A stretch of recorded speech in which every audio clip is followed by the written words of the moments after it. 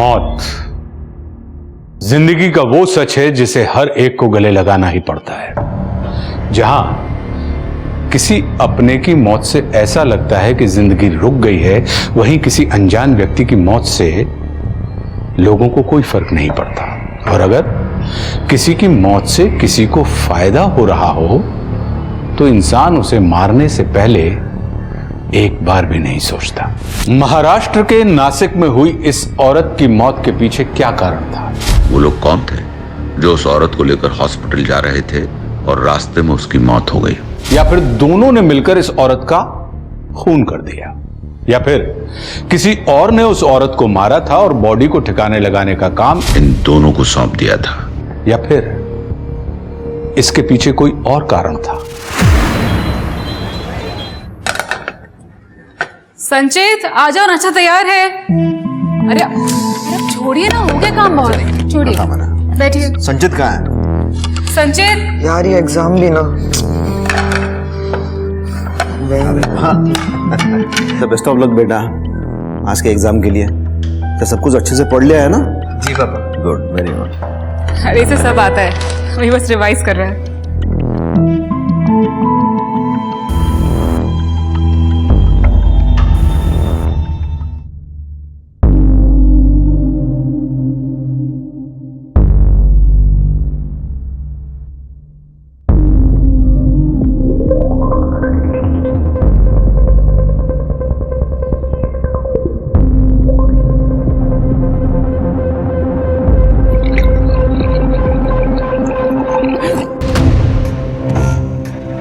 क्या हुआ?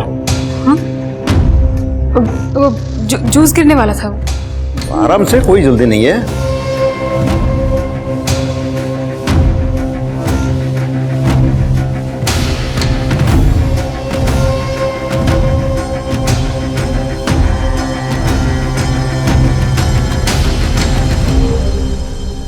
सुनिए,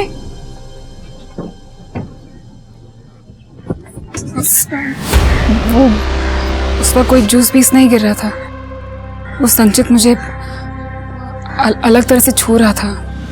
अच्छा, नहीं वो ऐसा नहीं है। वो अरे गलती से हाथ लग गया होगा। नहीं, गलती से नहीं, मतलब वो।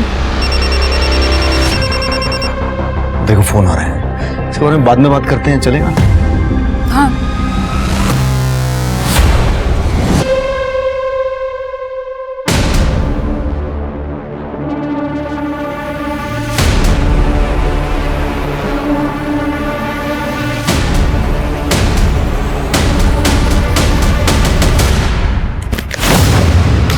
क्या ये? नहीं तेरी कुछ भी गलती नहीं तो रिपोर्ट निगेटिव कैसे आ गए? बच्चा पैदा करने के लिए 2 लोग लगते हैं। हो सकता है मुझ में कोई कमी ही ना हो।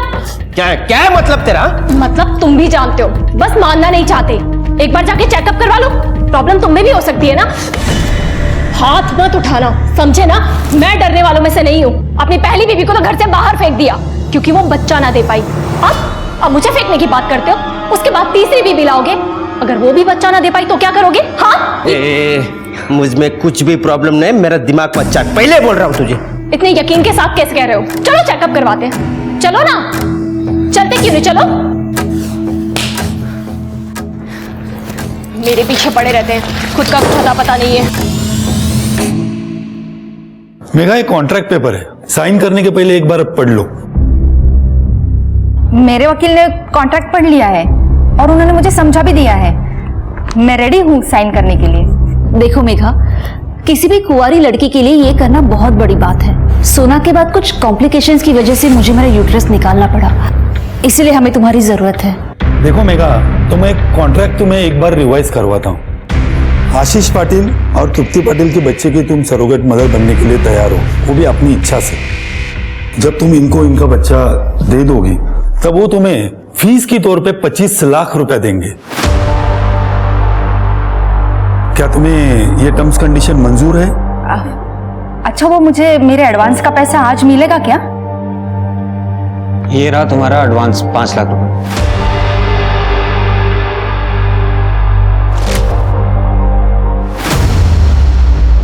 5 लाख? आई पैसे का इंतजाम हो चुका है, तू बस हिम्मत मत हारना। बाकी मैं सब संभाल लूंगी। 4 स्टेज कैंसर के इलाज के लिए बहुत पैसे लगते हैं, पर इन पैसों से हम ट्रीटमेंट शुरू तो कर सकते हैं। और जैसे जैसे पैसे आते जाएंगे मैं किश्तें भरती जाऊंगी। खुश रहो बेटी, तुम अपनी कोख में एक जिंदगी पालने के लिए तैयार हो गई, मेरी जिंदगी बचाने के लिए। मुझे तो अभी भी यकीन नहीं हो रहा है, पापा को इस दुनिया से गए 1 महीना हो गया। देखिए, नरेंद्र देसाई जी का वकील होने के नाते उन्होंने जो विल लिखी है उसे मैं आप सबके सामने पढ़ता हूँ। इसमें लिखा है कि उनके दोनों बेटे संदीप और नचिकेत, जिसको भी पहले बेटा होगा वही बच्चा और उसका परिवार इस पूरी प्रॉपर्टी के हकदार होंगे। और दूसरा भाई घर के बिजनेस में मदद करेगा, जिसके बदले में उसे हर महीने तनख्वाह दी जाएगी।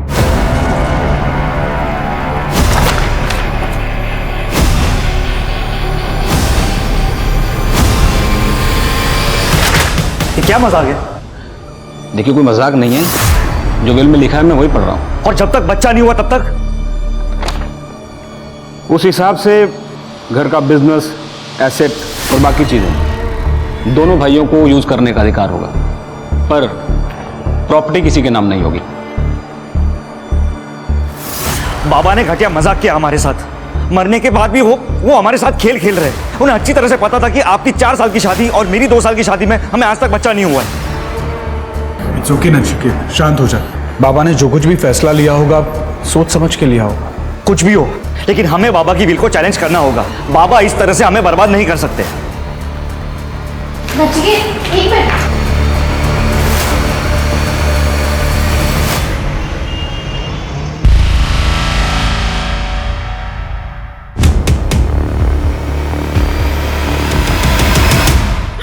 अरे डर क्यों रहे हो? मैं हूं। आज तो बहुत ही खूबसूरत लग रही हो।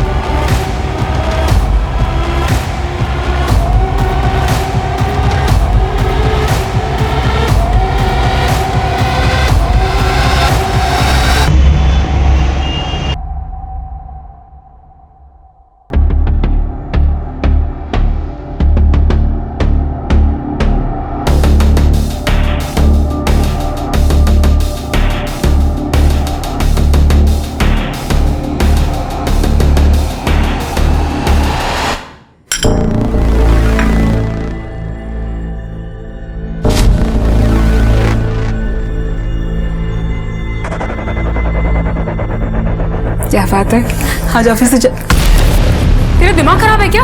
फिर से मुझे छुआ ना, बाबा को बोल दूंगी तेरे।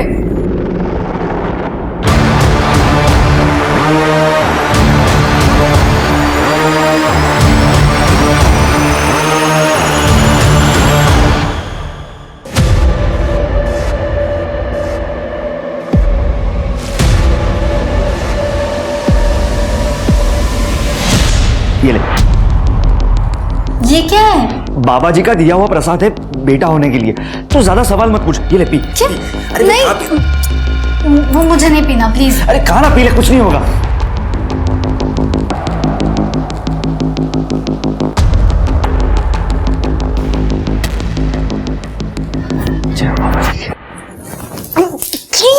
ये बहुत गंदा है, मुझे नहीं पीना प्लीज। तूने बाबा जी के प्रसाद को थूक दिया, तुझे समझ में नहीं आ रहा? ये बेटा करने के लिए तू पी, कुछ नहीं होगा।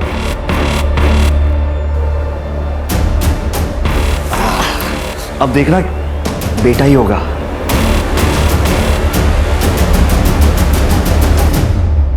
ये लोग तो बच्चे के लिए पता नहीं क्या क्या कर रहे हैं, और आप यहाँ अखबार पढ़ रहे हैं। मुझे तो टेंशन हो रही है, कहीं जायदाद उनके नाम ना हो जाए। मुझे नहीं रहना मैना का गुलाम बनके। तुम्हें क्या सच में लगता है कि जादू टोना और टोने टोटके से प्रेग्नेंट हो सकते हैं? अरे बाबा लोग है ना, हमारी निराशा पे शिकंजा कसते हैं। अंधभक्ति है ये सब। जिस दिन वो प्रेग्नेंट हो जाएगी ना, उस दिन मैं तुमसे पूछूंगी कि अंधभक्ति है या क्या। वो संचित कहाँ है? मेरा बेटा है वो। पापा अपने बेटों को तुमने कंट्रोल में नहीं रखा। 17-18 साल का है और इतनी गंदी गंदी हरकतें करता है। संचित ने किया क्या है? इसके खिलाफ कंप्लेंट आई है। लड़कियों को छेड़ता है, हाथ वाथ लगाता है। एक कंप्लेंट तो इसी मोहल्ले की है और दूसरी कॉलेज के बाहर से। इसके बारे में कुछ पता नहीं था और संचित ने इसके पहले ऐसा कभी कुछ नहीं किया है। पता नहीं इसके दिमाग में क्या चल रहा है। आगे कुछ कांड कर दिया तो सॉरी, मैं ध्यान रखूंगा आगे से ऐसा कुछ ना हो। वो जो लड़की है ना, उनके परिवार वालों से जाके हाथ जोड़ के माफी मांगूंगा मैं। लेकिन अभी प्लीज संचित को छोड़ दो प्लीज। ठीक है, आप बोल रहे हो तो छोड़ देता हूँ, लेकिन अगली बार कंप्लेंट आई तो सीधा हवालात में डाल दूंगा। कुछ नहीं करेगा ये संचित। क्या हीरो, समझ गया ना? मैं डॉक्टर की सारी बातें फॉलो कर रही हूँ, आप चिंता मत करो। आपको हेल्दी और तंदुरुस्त बेबी होगा। अच्छा दीदी, वो मेरी नेक्स्ट इंस्टॉलमेंट कब मिलेगी? कल हम लोग क्लिनिक में मिल रहे हैं ना, 5वें हफ्ते के चेकअप के लिए, तब तुम्हारी पेमेंट मिल जाएगी। अपना ध्यान रखना।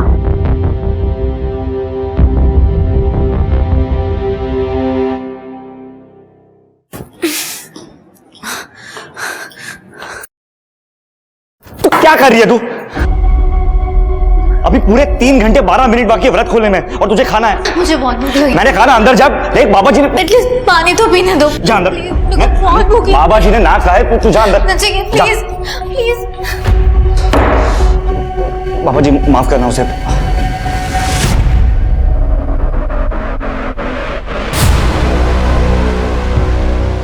तुम बच्चे के लिए और कोई तरीका तो ट्राई नहीं कर रहे हो? कम से कम ट्राइड एंड टेस्टेड तरीका यूज कर लो।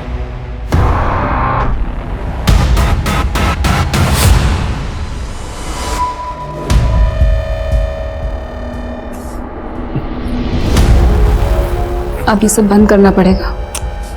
क्या मतलब?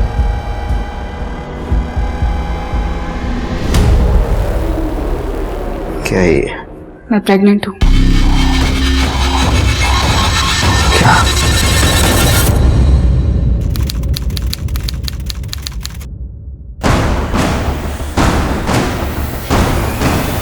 सर आज सुबह एक जंगल में बॉडी मिली।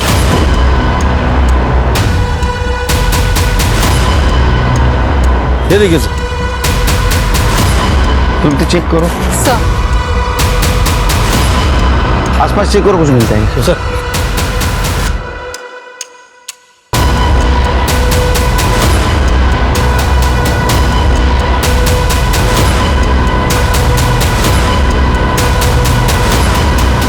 सर पूरा एरिया चेक कर लिया, पर्स फोन या आईडी कुछ भी नहीं मिला है।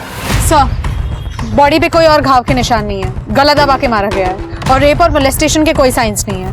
सीसीटीवी चेक करो, आसपास पूछताछ करो, इसका फोटो सारे पुलिस स्टेशन में सर्कुलेट कर दो। सर बॉडीला पोस्टमार्टम ला पाठवून द्या। Okay sir. बॉडी की पहचान हो गई है सर, मेघा सुतार नाम है। नागा पुलिस स्टेशन में मेघा की मां ने उसकी मिसिंग कंप्लेंट दर्ज करवाई थी। ठीक है, उसकी माँ को बुला बॉडी की पहचान के लिए। Okay sir. Megha, Megha, Megha.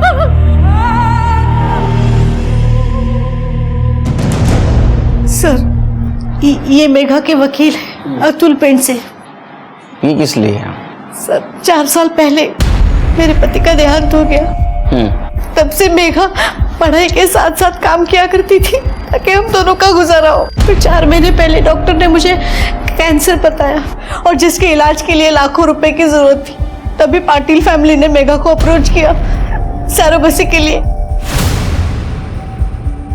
Surrogacy? हाँ सर, वो मेघा को बच्चा पैदा करने के लिए 25 लाख रुपए देने वाले थे।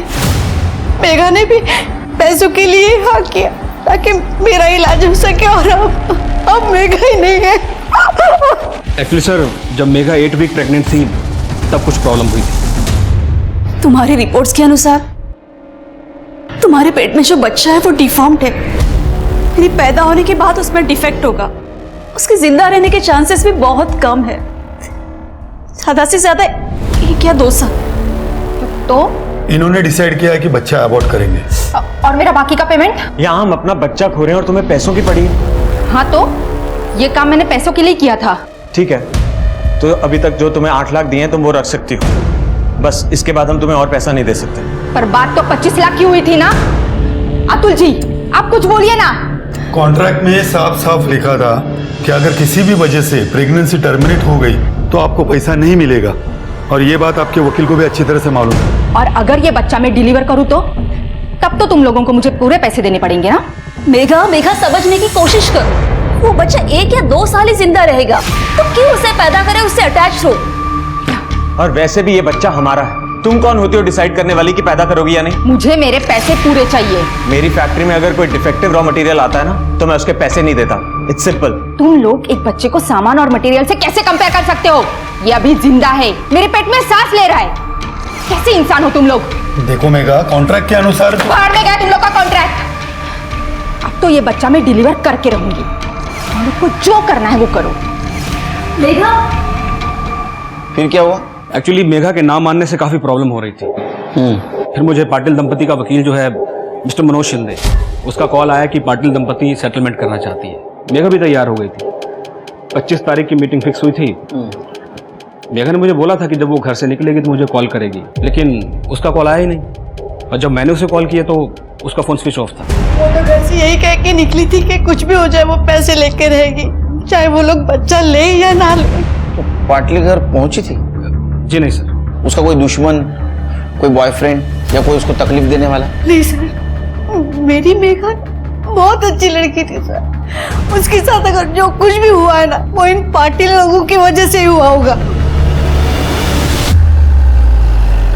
सर मैं मानती हूँ कि उस शाम हमने मेघा को समझौता करने के लिए बुलाया था, क्योंकि हम डिफॉर्म बच्चा नहीं चाहते थे, पर वो आई ही नहीं और उसने हमारा फोन भी नहीं उठाया। हमें लगा कि वो हमसे मिलना ही नहीं चाहती। सर ये तो हमारे लिए भी शौक की बात है कि मेघा की डेथ हो गई है, पर सर हमें नहीं मालूम उसे किसने और क्यों मारा है। 1 मिनट, मैं आपको पूछने नहीं आया, आपको बताने आया। उसने अबॉर्ट करने से इनकार कर दिया, आप लोगों ने उसको पैसा नहीं दिया, उसको मार दिया। सर आपके पास इस बात का कोई सबूत है? सबूत लाऊंगा, आपको दिखाऊंगा और घसीटते हुए ले जाऊंगा, समझे? जब तक केस सॉल्व नहीं होता शहर छोड़ के नहीं जाना। Excuse me, I can leave the town right? मुझे इगतपुरी में एक पार्टी अटेंड करने जानी है। तुम्हारा नाम क्या बेटा? मेरा नाम सोना एंड आई एम सर ये हमारी बेटी है और इसे ऐसे ही कपड़े पहनने का शौक है। शहर छोड़ के मत जाना। शिंदे, ये फैमिली के डिटेल्स के साथ साथ इनके कॉल डिटेल्स भी निकलवा। देखो 25 तारीख को मेघा यहाँ आई थी या नहीं। Okay sir.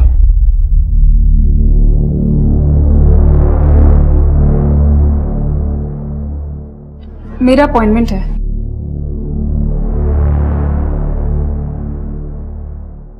अब बैठ जाइए, डॉक्टर आपको थोड़ी देर में देखें।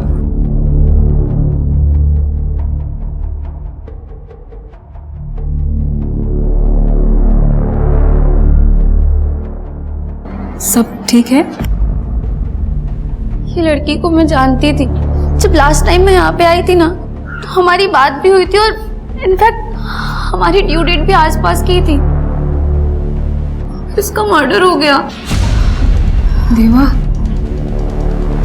आजकल का कुछ पता नहीं कब क्या हो जाए। तुम मन उदास मत करो।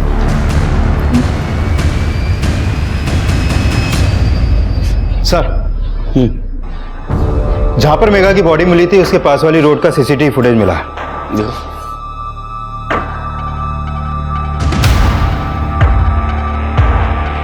ये तो आशीष और उसकी बेटी सोना लग रहे हैं। इस चद्दर में मेघा हो सकती है। गाड़ी का नंबर भी क्लियर नहीं दिख रहा है। सर, मेघा के पोस्टमार्टम रिपोर्ट के मुताबिक उसकी मौत 25 तारीख की रात 10 से 11 के बीच में हुई थी, गला दबा के। और सर वो 8 वीक्स प्रेग्नेंट थी। 10 से 11 के बीच? उसकी माँ का कहना था वो घर से बाहर 4 बजे निकली। मर्डर हुआ 10 से 11 के बीच। तो 6 घंटे में ऐसा क्या हुआ? वैसे उसको कोई परेशान भी नहीं कर रहा था। वो कौन से क्लिनिक में जाती थी? New maternity hospital sir.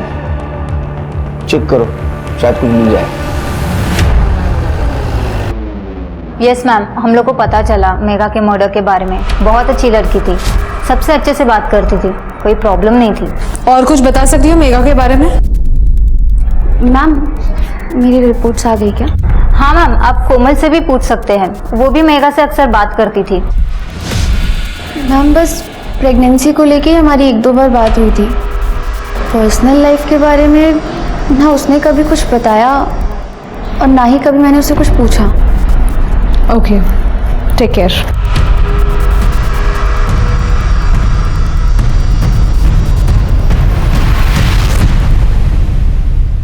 Police क्यों आई थी? वो मेघा के बारे में पूछताछ कर रही थी।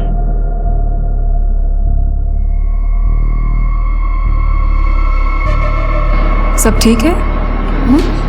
मेरा मतलब है तुम माँ बनने के लिए बहुत छोटी हो। वो असल में गल्फ से मेरे लिए एक रिश्ता आया था, अच्छा लगा तो हाँ कर दिया मैंने। फिर उसके बाद शादी करके मैं नासिक आ गई और मेरे हस्बैंड जॉब पे वापस चले गए। फिर मुझे पता चला कि मैं प्रेग्नेंट हूँ। तो घर पे कोई है तुम्हारा ध्यान रखने के लिए? नहीं, मैं अकेली ही हूँ, पर 8वें महीने पर मेरे पति वापस आएंगे डिलीवरी के लिए। तुम्हें कभी किसी भी चीज़ की ज़रूरत पड़े ना, मुझे फ़ोन करना। अपना नंबर दो। ये आपका दूसरा बच्चा है? तीसरा? पहला।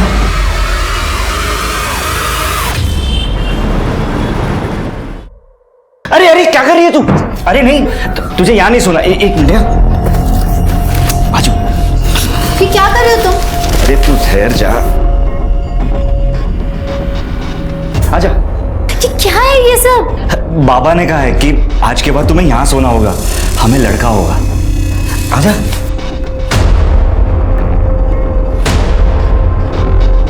Good night.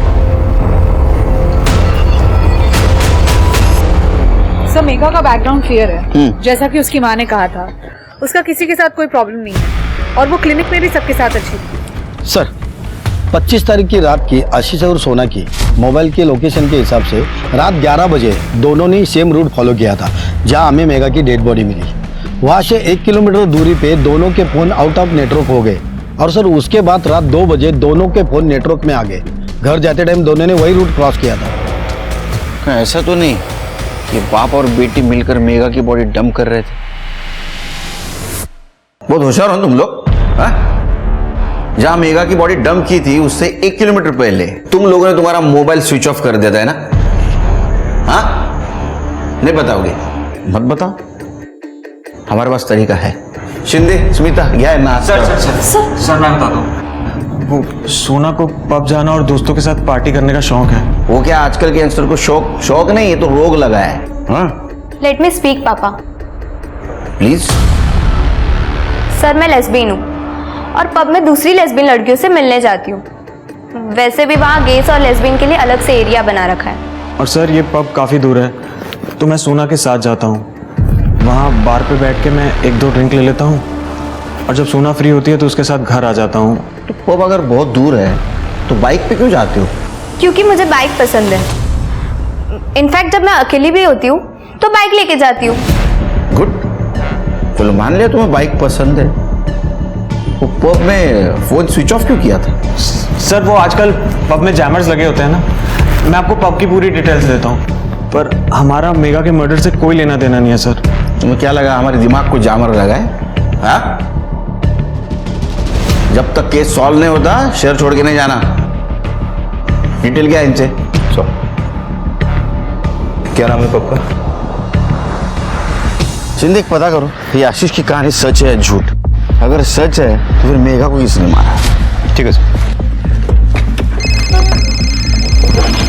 हाँ तृप्ति, क्या? ठीक है हम आते हैं। सर सिन्नर हाईवे पर एक औरत की लाश मिली है। आप लोग सब पीछे हटिए। चला पीछे इधर हो जाए। अरे इधर देख चल।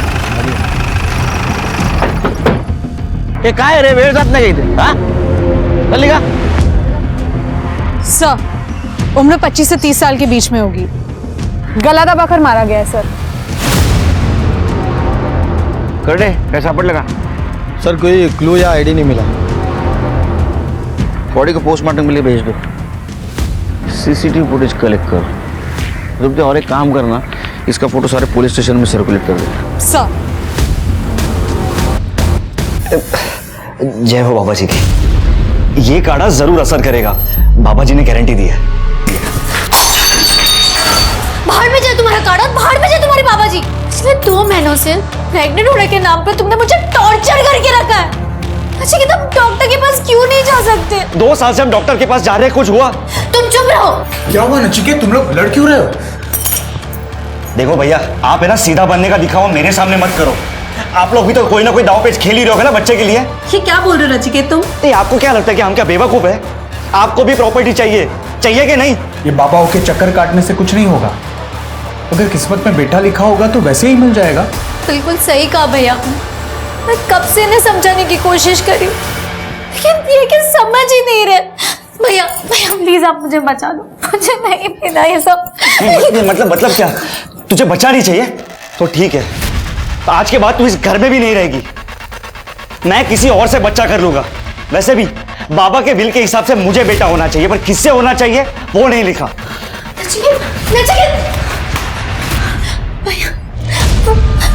मुझे छोड़ तो नहीं देंगे ना?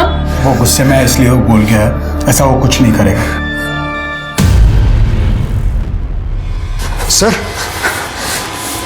ये फोटो में जो औरत है ये सुगंधा है। आप बैठिए।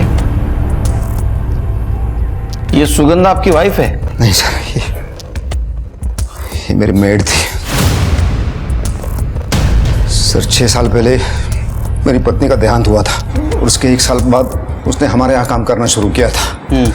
तब से वो हमारे साथ ही रहती थी सर।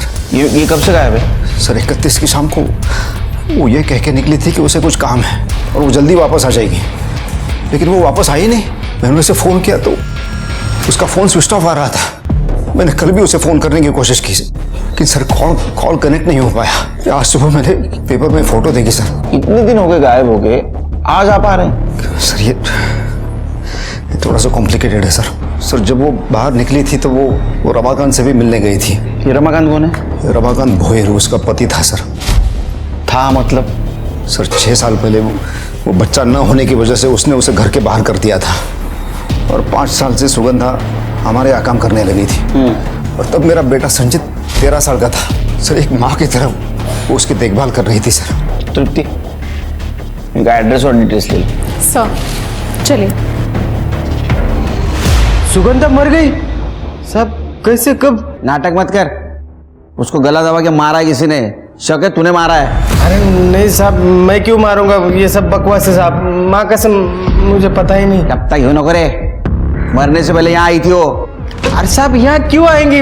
सर वो यहाँ मुझसे मिलने आ रही थी। मेरी उससे फोन पे बात हुई थी।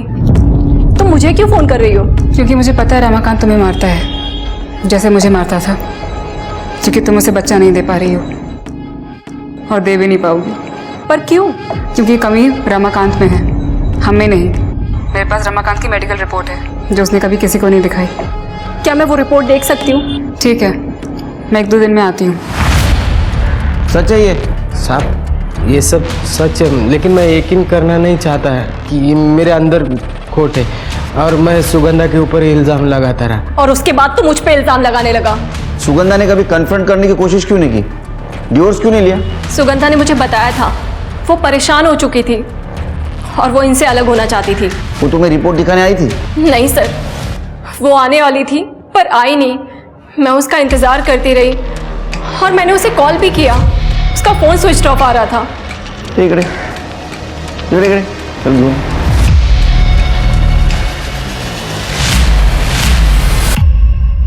ये कौन है? साहब ये मेरा भांजा है, जरा शर्मिला है, गांव से आया नौकरी ढूंढने के लिए। शर्मिला है? हाँ हाँ। चुप चुप के क्या देख रहा था? कुछ नहीं साहब। नाम क्या तेरा? हर्षिल। हाँ हर्षिल सोनावने। पुलिस अभी तक मेघा के मर्डर को ही सॉल्व नहीं कर पाई थी और अब सुगंधा का मर्डर हो गया। दिनकर के परिवार के बारे में पूछताछ के दौरान पुलिस को दिनकर और सुगंधा के नाजायज रिश्ते के बारे में पता चला। पड़ोसियों ने बताया कि शुरू में सुगंधा दिन में काम करके घर चली जाती थी, लेकिन कुछ महीनों बाद वो अपने सामान के साथ दिनकर के घर में आकर रहने लगी। सबने बताया कि दिनकर और सुगंधा पति पत्नी की तरह रहते हैं और सुगंधा संचित को अपने बेटे की तरह पालती है। पड़ोसियों के अनुसार संचित बेहद अजीब व्यक्ति था। पुलिस को पता चला कि संचित को लड़कियों के साथ छेड़छाड़ करने के जुर्म में बीट चौकी में कुछ घंटों के लिए बंद रहना पड़ा था और वहां से पुलिस को कुछ क्लू मिलने शुरू हुए। सर ये तो सेम टू सेम दिख रहा है, बस लोकेशन अलग है। सर क्या ये आशीष और सोना, लेकिन ये लोग सुगंधा को मारेंगे क्यों? आखिर कनेक्शन क्या होगा इनका उसके साथ? और दोनों बॉडीज अलग अलग डायरेक्शन में थी। सर सुगंधा की पोस्टमार्टम रिपोर्ट। सर सुगंधा की मौत भी मेघा की तरह गला दबा के की गई थी और सुगंधा 6 वीक प्रेग्नेंट थी। किसका बच्चा था? क्या ऐसा तो नहीं ये दिनकर ने सुगंधा को मारा, लेकिन दिनकर मेघा को क्यों मारेगा? सर मैं किसी को क्यों मारूंगा सर? क्योंकि सुगंधा प्रेग्नेंट थी और बच्चा अपनाने के लिए वो तुम पे दबाव डाल रही थी। सर मेरा और सुगंधा का रिश्ता था और मुझे पता था वो प्रेग्नेंट है, लेकिन उसका खून करूं ये मैं कभी सोच भी नहीं सकता। सर उसे रमाकांत ने मारा होगा। क्यों? सर रमाकांत को किसी भी हालत में बच्चा चाहिए था। तू भूल जा कि मुझे कैसे पता चला कि तू पेट से, बस इतना बता दे कि मुझे बच्चा देगी या नहीं देगी। वैसे भी दीपा से तो बच्चा नहीं हो पा रहा है, तू मुझे दे दे। आलिया, पहले तूने मुझ पर इल्जाम लगाया कि मैं बांझ हूँ, फिर मुझे घर से बाहर निकाल दिया, अब तू मुझसे मेरा बच्चा लेने आया है। वैसे भी तू बच्चे का क्या करेगी? तेरे सेठ को तो बच्चा नहीं चाहिए, उससे अच्छा है कि मुझे दे दे। मेरे सेठ को बच्चा चाहिए कि नहीं चाहिए, ये फैसला लेने वाला तू कौन होता है? तो तुम कह रहे हो कि रमाकांत को उसने बच्चा देने से इनकार कर दिया, इसलिए रमाकांत ने सुगंधा को मारा? हाँ सर मुझे तो ऐसा ही लगता है। वैसे बच्चा था किसका? किसका था? मेरा था। शिंदे काम करा, ये दिनकर का डीएनए टेस्ट करवाओ और बच्चे की फिटनेस से मैच करके देखो देखो सच बोल रहा है क्या।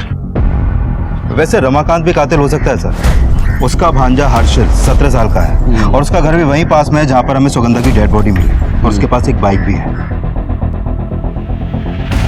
तो वैसे तो ये दिवाकर और उसका बच्चा संचित भी कातिल हो सकते हैं, इनके पास भी बाइक है। एक काम करो शिंदे, इनके CDR लोकेशन निकलवा, तब तक रमाकांत से बात करते हैं। ठीक है सर। हाँ साहब, मैं सुगंधा को मिला था, बच्चे के लिए बात भी हुई थी। उसने गलत क्या है आप बोलो ना? मुझे बच्चा चाहिए, मैं क्यों मारूंगा उसे, जबकि दिनकर के साथ मेरी डील भी हुई थी। डील? हाँ साहब। देखो बहुत सीधी सी बात है, सिंपल। तेरे को बच्चा चाहिए और मुझे सुगंधा। जब सुगंधा को 8वां महीना लग जाएगा तो मैं उसे तुम्हारे पास भेज दूंगा और जब वो बच्चा डिलीवर कर देगी तो तुम बच्चा रखना और सुगंधा को वापस भेज देना मेरे पास। सिंपल, दोनों का काम हो जाएगा। अगर ऐसी डील हुई थी तो ये रमाकांत सुगंधा को क्यों मारेगा? लेकिन दिनकर और रमाकांत ये दोनों सच नहीं बोल सकते सर। यू राइट शिंदे, इन दोनों में से कोई एक जरूर झूठ बोल रहा है। दोनों स्ट्रॉन्ग सस्पेक्ट है, दोनों के पास बाइक है और दोनों के घर में 17 साल का बच्चा भी है। सिर्फ दोनों के मोटिव क्लियर नहीं है। शायद हो सकता है कि दिनकर ने सुगंधा को इसलिए मारा ताकि वो बच्चा किसी और का था, या ये भी हो सकता है कि सुगंधा ने दिनकर की डील मानने से मना कर दिया और सुगंधा इस डील के लिए राजी नहीं हुई, शायद इसीलिए रमाकांत ने उसे मार दिया। सर मैंने हर्षिल का बैकग्राउंड चेक किया, उसका बैकग्राउंड इतना अच्छा नहीं है सर। पड़ोसियों का कहना है कि जब से वो यहाँ रहने आया है तब से वो अपने ही घर के आसपास फोन के साथ ताक-झाक करता रहता है, जैसे कि जासूसी कर रहा हो, फोटो लेता रहता है। और जब से वो यहाँ नासिक रहने आया है तब से वो ऐसा ही है। ये अजीब है सर। उससे भी ज्यादा एक और अजीब बात है, जब से वो यहाँ नासिक रहने आया है तब से उसकी फोन की लोकेशन अक्सर सुगंधा के घर के पास की भी है। अच्छा, उठाओ उसको। सर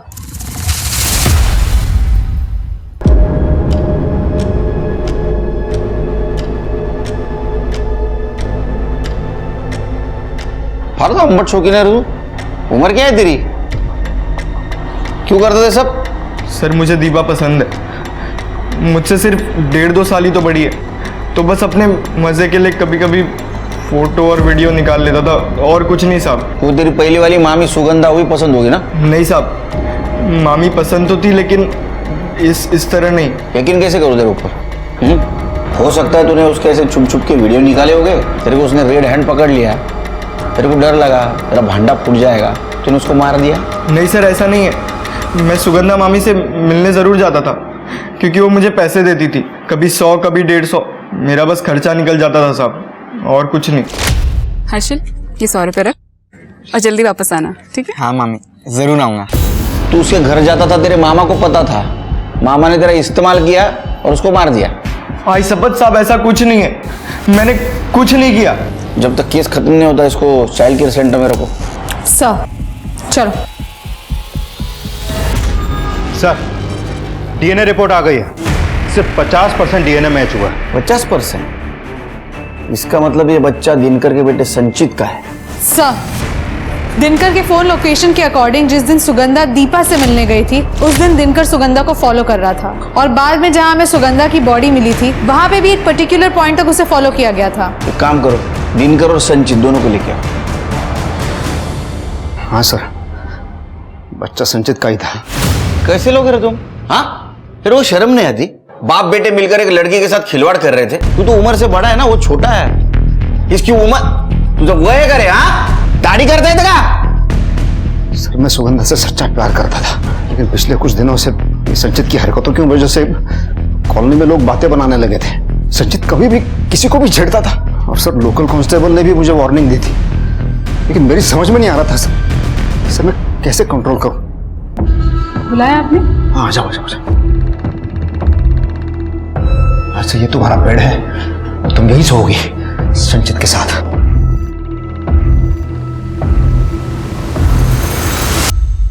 कैसे आदमी हो तुम सोच भी कैसे सकते हो साहब? पता है ना तुम्हारा मेरा रिश्ता क्या है? बेटे की तरह देखती हूँ उसको मैं। चुप, ये सिर्फ मेरा बेटा है और किसी का नहीं। तू बात को समझ लेना। देखना, मैं काम पे जाता हूँ, तू बिजी रहती है।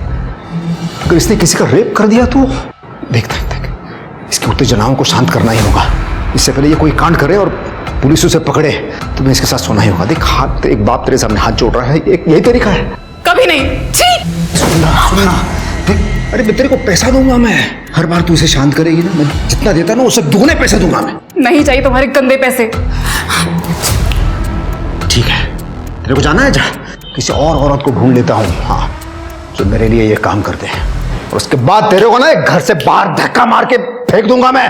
तुम मुझे घर से बाहर निकाल दोगे? हाँ, जरूरत पड़ी तो वो भी करूंगा। अपने बेटे के लिए कुछ भी करने के लिए तैयार हूं मैं। इधर देख, हाँ या ना बोल। फाइनली सुगंधा मान गई, तो उसके बाद संचित और सुगंधा रोजाना रिश्ता बनाने लगे। लेकिन सर, जब उसे पता चला कि वो प्रेग्नेंट है तो उसने इसके साथ रिश्ता बनाने से मना कर दिया। लेकिन ये कंट्रोल में नहीं आ रहा था, फिर मुझे उसे धंधे वालों के पास ले जाना पड़ा। 31 की रात को भी मैं उसे सिन्नर रोड के रेड लाइट एरिया में ले गया था, जहां आपको सुगंधा की बॉडी मिली थी। कि तेरी कहानी है ना सिगरेट फिल्म की, मुझे पसंद नहीं आई। पैसे वापस ले लूंगा मैं तेरे से। हाँ, जब तक केस सॉल्व नहीं होता यहीं रहेगा। इनको अंदर रखो, कहानी लिखो। जा चल। सर, मैंने कुछ नहीं किया। चल। पुलिस को पता चला कि वाकई मर्डर वाली रात दिनकर और संचित रेड लाइट एरिया में थे। इसका मतलब यह था कि ये दोनों सुगंधा के कातिल नहीं हो सकते थे। पुलिस ने मेघा और सुगंधा के घर के आसपास का डंप डाटा निकालने का विचार किया। मर्डर वाले दिन जिस समय मेघा और सुगंधा ने घर छोड़ा था और जब उन दोनों का फोन स्विच ऑफ हुआ था, डंप डाटा के आते ही पुलिस ने उनमें से एक कॉमन नंबर ढूंढ लिया जो मेघा और सुगंधा की लोकेशन के आसपास ही था। जिस दिन वो दोनों गायब हुई थी, यही नंबर न्यू मैटरनिटी क्लिनिक में भी एक्टिव हुआ था, जहां मेघा और सुगंधा अपना चेकअप कराने के लिए जाती थी। डंप डाटा में जो नंबर मिला वो किसी अननोन आदमी का नहीं, बल्कि मेघा के वकील अतुल पेंट से का था। देखो, आप लोग मुझे जानते नहीं हैं, मेरी पहचान ऊपर तक है। ऐसी ऐसी धाराएं लगाऊंगा आप पे कि आप सबका करियर तबाह हो जाएगा। अच्छा, तो तू ये जानता नहीं तेरी पहचान ऊपर तक है, मेरी पहचान ऊपर वाले से है। दिखाओ, दाखवा। कौन है तेरी पहचान? सर बताता हूँ सर मैंने मेघा और सुगंधा का किडनैप किया है सर। मेघा मेरी क्लाइंट थी और मुझे पता था कि वो प्रेग्नेंट है, और सुगंधा की प्रेगनेंसी के बारे में मुझे हॉस्पिटल से पता चला था सर। आपका ये दूसरा बच्चा है, तीसरा? पहला। मुझे तो बस ये कहा गया था कि 6 से 10 हफ्ते की प्रेग्नेंट औरतें चाहिए।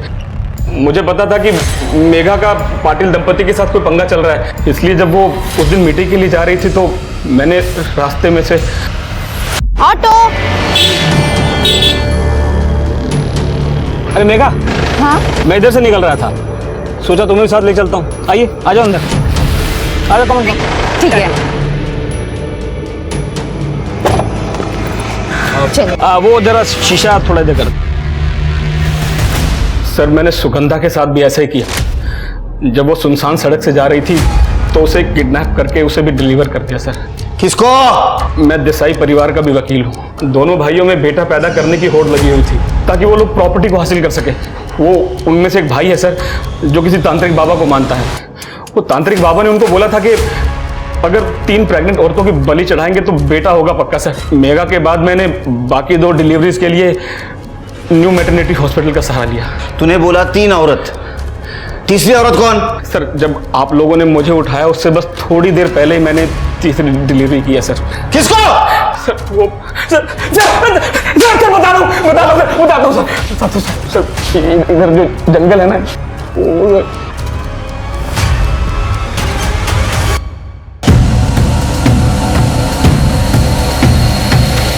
अब बलि देने का समय आ गया है।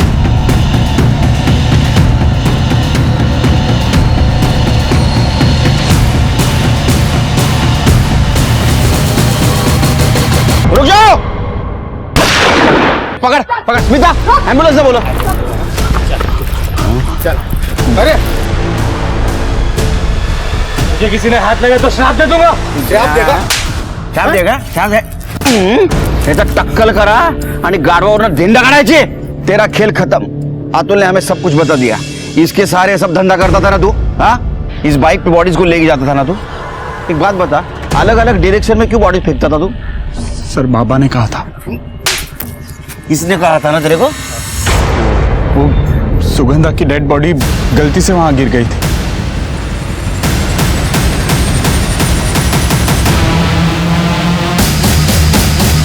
लेकिन वहां गाड़ियां बहुत सारी आ रही थी, इसलिए हमें उस डेड बॉडी को वहीं पर ही छोड़ना पड़ा। बाइक पे कौन लड़का था तेरे? हाँ? राजश्री। सर हमें पता था कि वहां कैमरास लगे हुए हैं, इसलिए चकमा देने के लिए राजश्री लड़के के कपड़े पहनती थी। सर हमें तो बस लड़का चाहिए था। दूसरों की कोख उजाड़ कर खुद के घर में दिया जलाने की कोशिश कर रहे थे। हाँ, अब जेल में अंधेरे में बैठो। चल। बलि चढ़ाना सदियों पुराना तरीका है, एक अंधविश्वास है। अपनी खुशी, उन्नति और तरक्की के लिए किसी दूसरे इंसान की बलि चढ़ा देना, एक औरत जिसके पेट में एक नई जिंदगी पनप रही है, उन दोनों को खत्म कर देना ताकि अपने घर का चिराग जल सके, ये कैसी मानसिकता है? अगर संदीप और नचिकेत के पिता ने अपनी वसीयत में ये नहीं लिखा होता कि जिसके यहां सबसे पहले बेटा होगा वही प्रॉपर्टी का हकदार होगा, तो शायद आज मेघा, सुगंधा और सुगंधा के पेट में पल रहा बच्चा जिंदा होता। वहीं दूसरी ओर पाटिल दंपत्ति, रमाकांत, दिनकर और संचित जैसे लोग भी किसी अपराधी से कम नहीं हैं। इन लोगों ने औरतों का शोषण किया है। इस बीच एक सुखद अंत हुआ, और वो ये कि कुछ महीनों बाद कोमल ने एक स्वस्थ और तंदुरुस्त बच्चे को जन्म दिया। अब मैं आशुतोष राणा विदा लेता हूं आपसे। हम फिर मिलेंगे एक ऐसी ही कहानी के साथ जो आपको रखेगी सतर्क और जिंदगी को सुरक्षित। तब तक अपना और अपने परिवार का ख्याल रखिए और देखते रहिए क्राइम पेट्रोल सतर्क। जय हिंद। मैं आशुतोष राणा क्राइम पेट्रोल के इस नए अध्याय में आप सभी का हार्दिक स्वागत करता हूं। लोग कहते हैं कि आज के आधुनिक युग में हम मशीनों के गुलाम बन चुके हैं, लेकिन क्या आपने कभी सोचा है कि दुनिया की सबसे जटिल मशीन कौन सी है? वो है इंसानी दिमाग। हमारे दिमाग में इतनी शक्ति होती है कि वो जटिल से जटिल और सूक्ष्म से सूक्ष्म काम कर सकता है। आज हमें धरती के गर्भ से लेकर अंतरिक्ष की ऊंचाइयों तक सब पता है, और ये सब संभव हुआ हमारे इंसानी दिमाग की शक्ति के कारण। लेकिन जहां एक तरफ कुछ महान सकारात्मक लोगों का दिमाग हमारी दुनिया को खूबसूरत बना रहा है, वहीं दूसरी तरफ कुछ ऐसे कुंठाग्रस्त लोग भी हैं जो इसे नरक से भी बदतर बनाने पर तुले हुए हैं। हमारे समाज में अपराध और अपराधियों की संख्या में दिन दूनी रात चौगनी बढ़ोतरी होना इस बात का सबूत है। तो आखिर वो कौन सी चीज है जो एक अच्छे खासे इंसान को शातिर अपराधी बनाती है? आइए समझते हैं आज के क्राइम पेट्रोल के इस केस में। जिंदगी और मौत के बीच बस कुछ ही यादगार दिन होते हैं, कुछ बहुत अच्छे और कुछ बहुत खौफनाक, लेकिन मेरे लिए सारे दिन एक जैसे हैं। सुनो ना, आज ऑफिस से जल्दी आ जाना, मार्केट जाना था नई क्रॉकरीज खरीदने। अच्छी भली तो है क्रॉकरीज, क्या प्रॉब्लम है? 1000 बार बोल चुकी हूँ, ये क्रॉकरीज बेकार हो चुकी है, पुरानी हो चुकी है। समझ में नहीं आता क्या तुम्हें?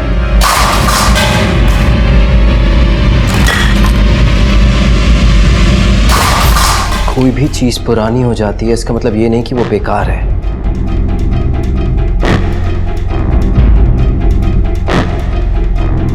अब ये बेकार है। ये जो ड्रामा करना है ना तुम्हें, कहीं और जाके करना। पुराने और बेकार तो तुम भी हो चुके हो। क्या तुम्हें भी ये ग्लास और प्लेट्स की तरह फेंक दूं मैं? मेरी किस्मत ही खराब है।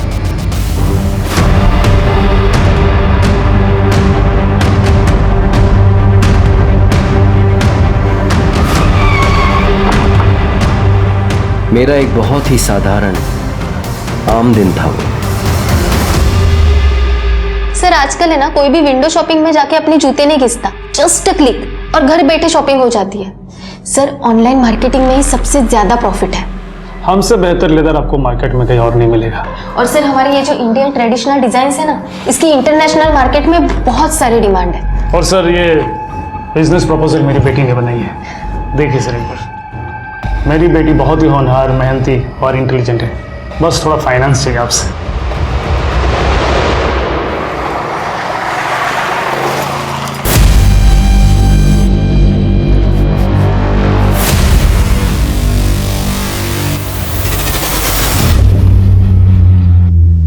क्या हुआ?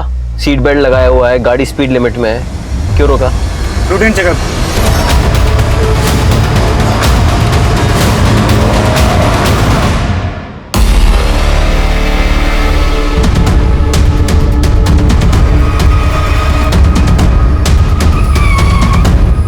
सर कंट्रोल रूम में एक आदमी का फोन आया, उसी ने इन्फॉर्म किया।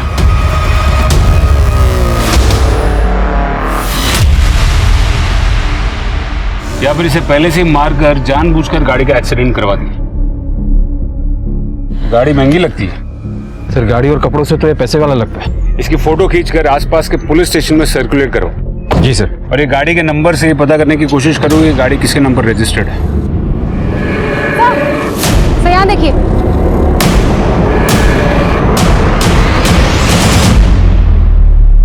इतनी सारी लेडीज पर्स।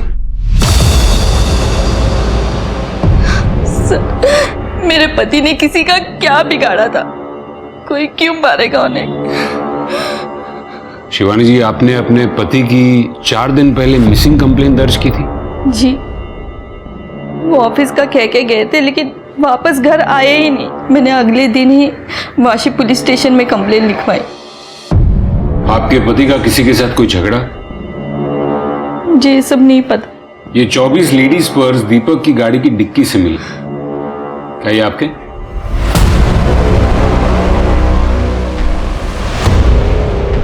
नहीं, ये पर्स मेरे नहीं है। एक बात बताइए, वो हमेशा ही अपनी गाड़ी ड्राइव करते थे या फिर कोई ड्राइवर रखा था? जी, हमारा एक ड्राइवर है प्रमोद, लेकिन पिछले 1 महीने से वो काम पे नहीं आ रहा है क्योंकि वो बीमार है। ठीक है, आप लोग जा सकते हैं।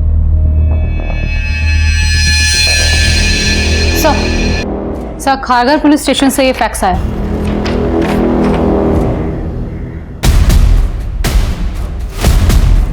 ये तो दीपक का स्केच है, बस खाली मूंछों का फर्क है। आखिर ये चक्कर क्या है? कोई ना कोई राज हर किसी की जिंदगी से जुड़ा होता है, लेकिन वो राज जो किसी की मौत से जुड़े होते हैं उन्हें सुलझा पाना आसान नहीं होता।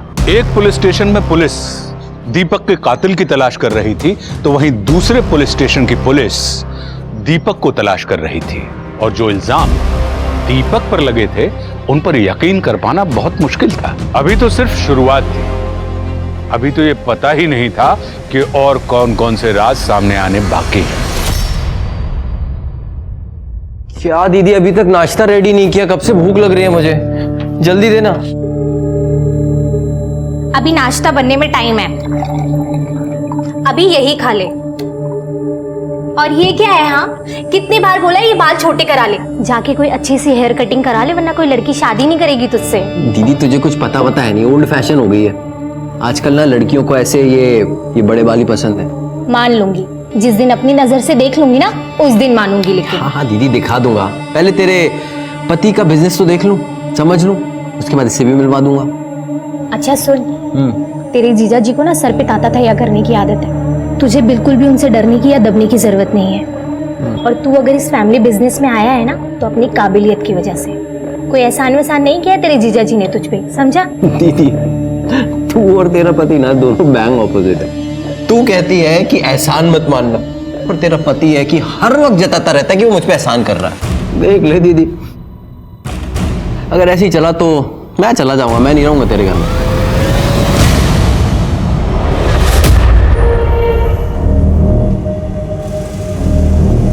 आ गई ऐसी करके, फोन उठाने पे तो मौत आती है तुझे, कब से फोन कर रहा हूँ। अरे हमारा फोन खो गया है। अच्छा, मेरे माथे पे कुछ लिखा हुआ है क्या? और तेरे बाप ने पैसे जमा करवाए थे जो एक ही झटके में मेरे अकाउंट से 15,000 रुपए निकाल के उड़ा दिया। तुम अपनी धुनकी में लगे रहते हो ना, एक बार पूछोगे नहीं कि हमारे साथ क्या हुआ है? अच्छा, ऐसा क्या हुआ है? वो हम खारघर से वाशी स्टेशन की तरफ जा रहे थे। अरे आप तो ऐसी हालत में आपको ज्यादा पैदल नहीं चलना चाहिए, मेरी पत्नी को भी बहुत तकलीफ होती थी। आप कहें तो मैं कहीं आपको छोड़ दूं? लेकिन हमें वाशी की ओर जाना है। अरे मैं भी वहीं जा रहा हूँ, आइए ना छोड़ देता हूँ आपको, आइए आइए प्लीज।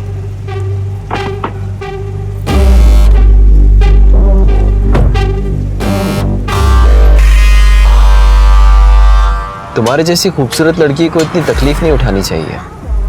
अरे हम तो भूल ही गए, हमें ना पैसे निकालने हैं। क्या आप एटीएम के पास कार रोक देंगे? हाँ बिल्कुल, क्यों नहीं।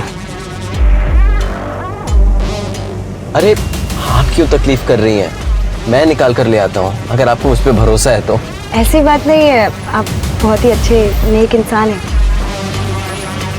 500 रुपये निकालना है। जी, और पिन?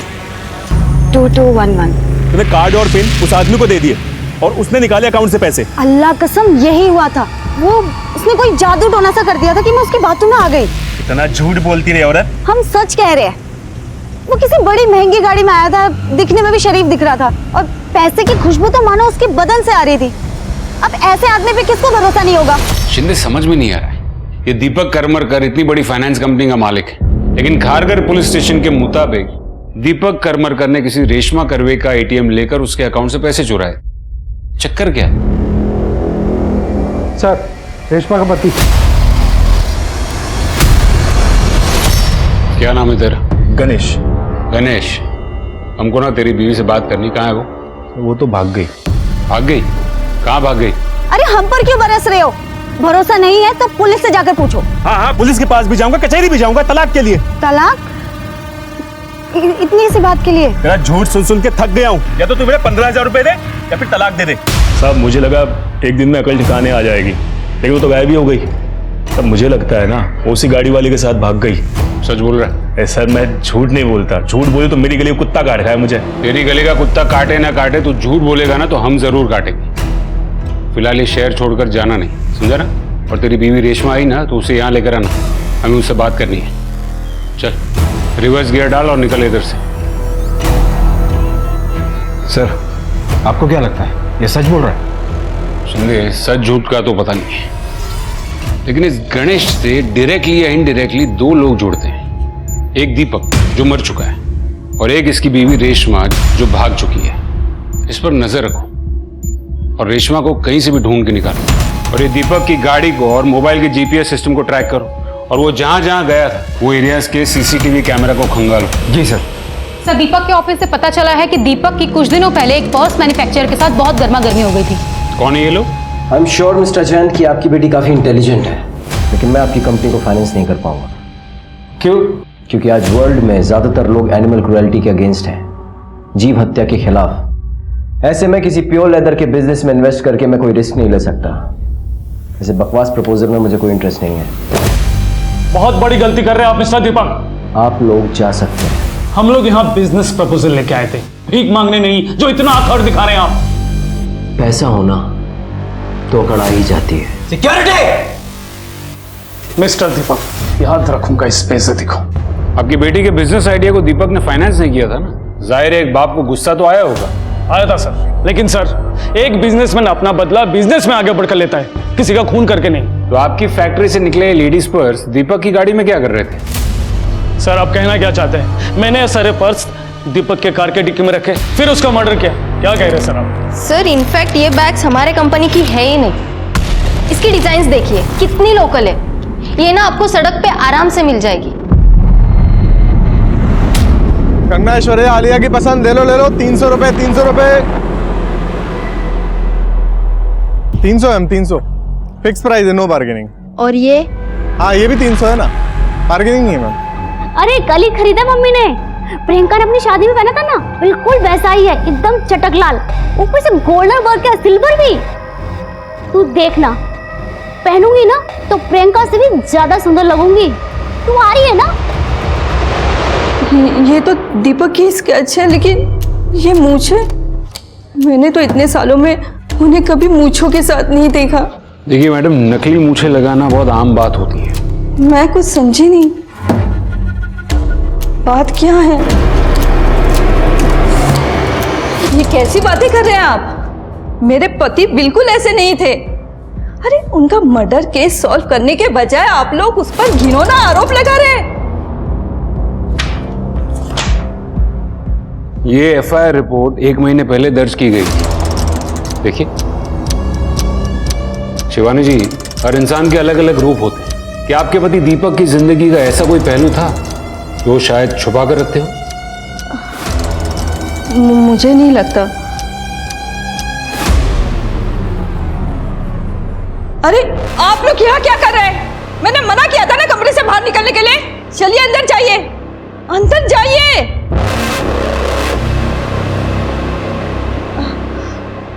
प्लीज अंदर जाइए ना। ये आपका ड्राइवर प्रमोद, ये कितने साल से काम कर रहा था? बहुत साल हो गए उसे। रोहन जब छोटा था तब से है वो। और दीपक ने उसे मेरे और रोहन के लिए ही रखा था। अपनी गाड़ी वो खुद ही ड्राइव करते थे। शिवानी जी, दीपक के कॉल रिकॉर्ड से हमें ये पता चला है कि आखिरी बार बात उनकी आपके साथ हुई थी। कोई खास बात? नहीं, मैं तो बस उन्हें यही पूछ रही थी कि वो कब तक घर लौटेंगे, और उन्होंने कहा 1 घंटे में। शिवानी, बस रोज रोज एक ही सवाल। अरे जो बनाओगे खा लूंगा। हाँ पहुंच रहा हूं 1 घंटे में। हाँ ऑफिस में ही हूं, आ रहा हूं ना, रखो अभी।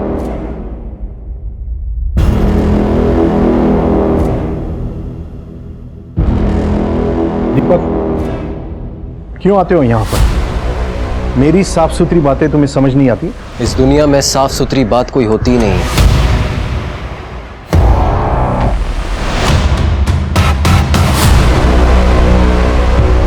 ए जीजू, और क्या चल रहा है? टाइम पास चल रहा है।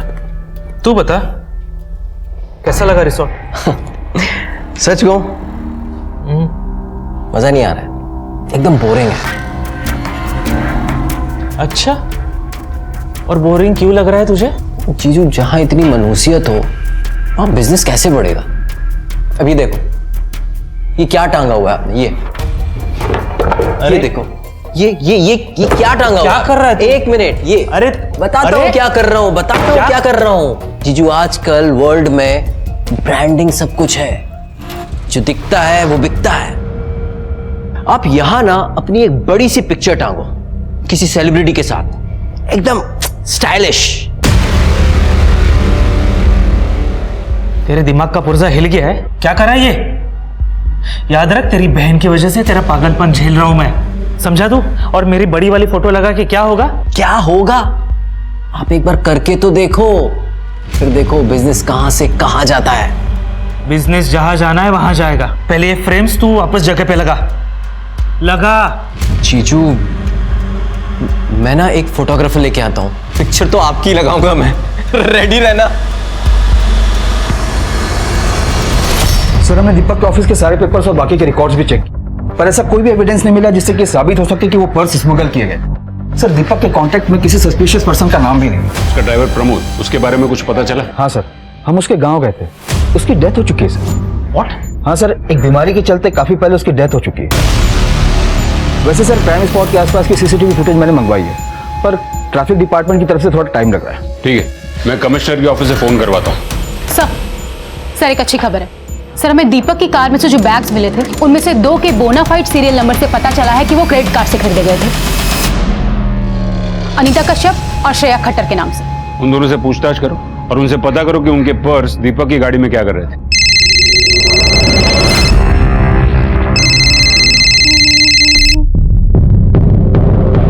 हेलो, अनीता कश्यप जी? मैं नवी मुंबई पुलिस थाने से बात कर रही हूँ।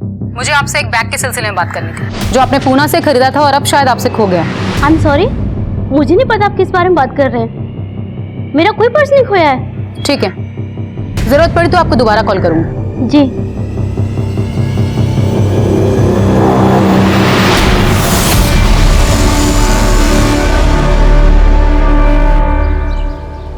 Hello sir. Please have a seat.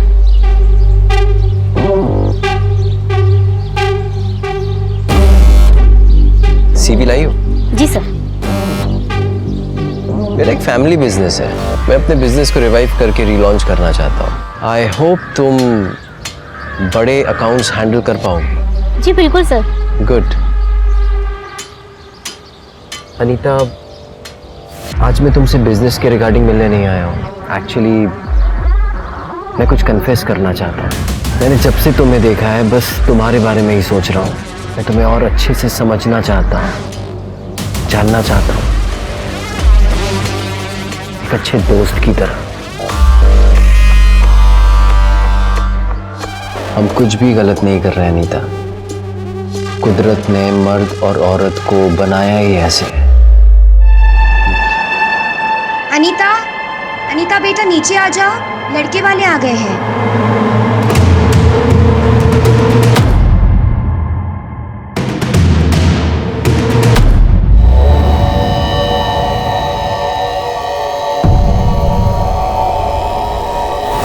Sir, भाई अनीता कश्यप से बात हुई है, उसका कहना है कि उसका कोई पर्स चोरी नहीं हुआ। हाँ, लेकिन खरीदा तो उसी के कार्ड से गया था ना। जी सर, मुझे लगता है कि वो जरूर कुछ छुपा रही है। ठीक है, उसकी सारी डिटेल्स निकाल। और वो दूसरी लड़की श्रेया खट्टर, उसका क्या हुआ?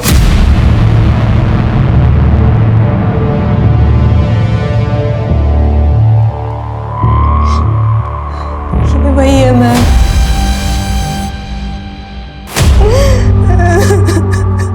दीपक? पर सर, उसने तो मुझे अपना नाम केशु बताया था। मैं उसका चेहरा कभी नहीं भूल सकती। मैंने उससे सच्चा प्यार किया था सर। लगता है ये दीपक नाम बदल कर सारे क्राइम्स करता था। कहाँ मिली थी तुम उसे? सर, वाशी मॉल में। मैं वहाँ पर एक सेल्स गर्ल का काम करती थी। सर, मुश्किल से 1 हफ्ते बाद ही उसने मुझे शादी के लिए प्रपोज कर दिया था। हम 1 हफ्ते की छुट्टी के लिए गोवा गए थे। सर, सब कुछ मेरे लिए सपने जैसा था, लेकिन सर सपने तो टूट जाते हैं ना। और ये मुझे गोवा में छोड़कर कहीं गायब हो गया। कितने साल पहले की बात है ये? सर, करीबन 1 साल हो गया। मुझे उसके साथ बिताया हुआ हर पल अच्छे से याद है। सर, उसने मुझसे जबरदस्ती अपने लिए एक महंगा मोबाइल खरीदवाया। शिंदे, लेकिन हमें तो एक भी मोबाइल नहीं मिला।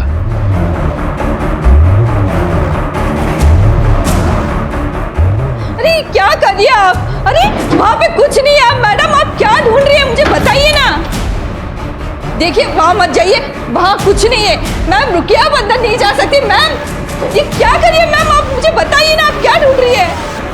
मैडम ये आप क्या कर रही है, रुक जाइए, मुझे बताइए तो आप क्या ढूंढ रही है मैडम। सर पूरा ऑफिस तो आपने छान मारा, अब बॉस के केबिन में सर आप लोग क्या कर रहे हैं? चुपचाप खड़े रहिए आप, अच्छे से चेक करना वहां पर। क्या ढूंढ रही है मैडम, अरे रुक जाइए ना मैम।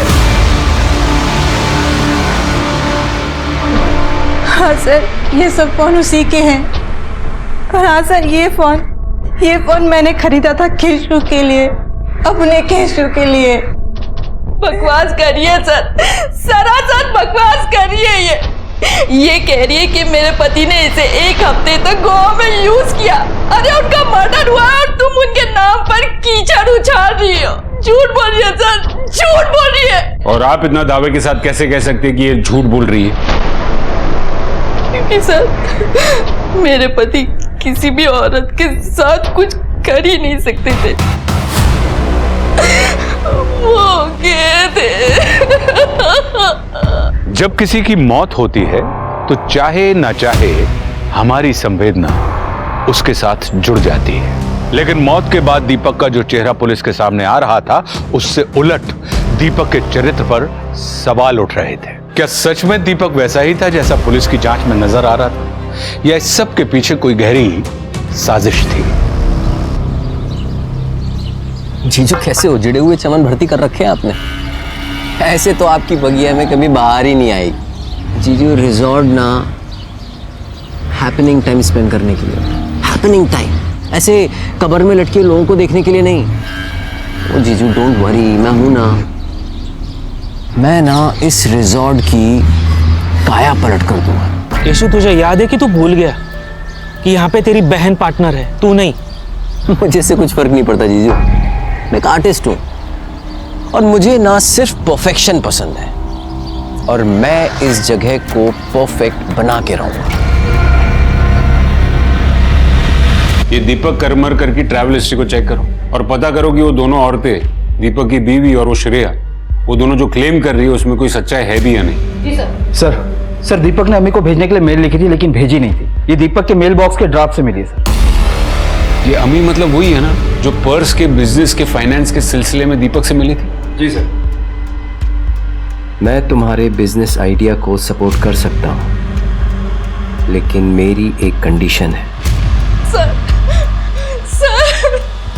मेरे फादर इन लॉ कल शाम से मिसिंग है।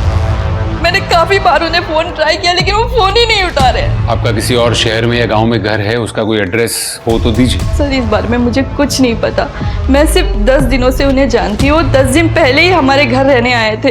तुम शिवानी हो ना? हाँ लेकिन आप? मैं दीपक का पिता। लेकिन पापा। हाँ खुश रहो, खुश रहो। इतने साल बाद आखिर आपने हमें माफ कर ही दिया। थैंक यू सो मच पापा। अरे तुम देख क्या रही हो, पैर छुओ। अरे रोहन बेटा जल्दी आओ, जल्दी जल्दी। कम कम कम कम। ये देखो दादू आए, नमस्ते करो। नमस्ते। नमस्ते नमस्ते बेटा, नमस्ते। इसका मतलब है आपकी और दीपक की शादी दीपक के पेरेंट्स की मर्जी के खिलाफ हुई थी? जी सर, मैं दीपक से उम्र में बड़ी थी, ज्यादा पढ़ी लिखी नहीं थी, इसीलिए शायद वो मुझे पसंद ही नहीं करते थे। और इतने साल के बाद वो अचानक से घर आ गए? हाँ सर, 8 साल बाद। और आपका कहना है कि आपको शादी से पहले ही पता था कि दीपक को औरतों में इंटरेस्ट नहीं है, और फिर भी आपने शादी की? जो इंसान किताब की तरह आपके सामने अपनी जिंदगी के पन्ने खोल के रखते, उस पर तो भरोसा करना ही पड़ता है ना सर। उन्होंने मुझे पहले ही बता दिया था कि वो मुझे पत्नी के सब अधिकार देंगे सिवाय एक अधिकार को छोड़कर, और हम बच्चा भी IVF के थ्रू करेंगे। मुझे एक बात बताइए, दीपक की मौत में और आपके ससुर के मिसिंग होने में आपको कोई कनेक्शन लग रहा है? मुझे कुछ नहीं पता सर। लेकिन हमने पता किया, श्रेया झूठ नहीं बोल रही थी। श्रेया ने केशु के बॉडी पर एक बर्थमार्क के बारे में बताया था, जो वाकई में दीपक की बॉडी पर था। इनफैक्ट श्रेया के पहले रेशमा ने भी दीपक के बारे में कंप्लेन दर्ज की थी, और अब रेशमा भी मिसिंग। जब आपको लगता है कि दीपक इतने सालों तक मुझसे झूठ बोल रहा था, वो धोखेबाज है, वो एक पर्वर्ट है और समाज में अपना परिवार दिखाने के लिए मुझसे उसने शादी की, तो ये भी बता दीजिए ना कि उसके पिता कहाँ है।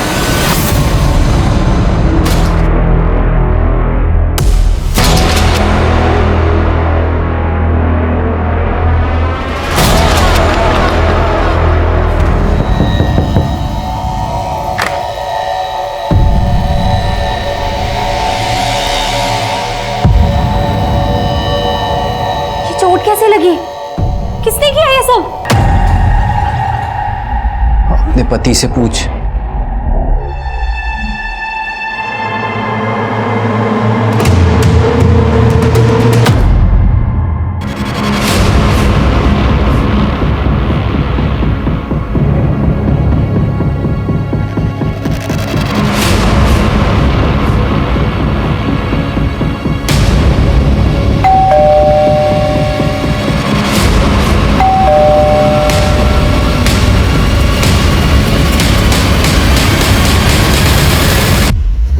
जी मैं शिव करमरकर को ढूंढ रहा हूँ।